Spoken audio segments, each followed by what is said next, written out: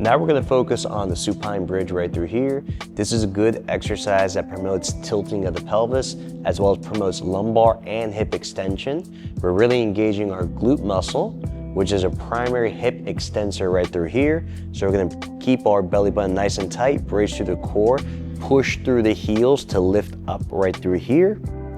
You're gonna hold that for a couple seconds, and then you slowly come back down. Okay, so we come up and we're not going down, slamming down, we're controlling the movement all the way up and then all the way down. You don't want your heels to be too far out, because if you do that, you may cramp in the hamstring. So really try to actually bring the heels as far back as possible without creating too much discomfort in the knees.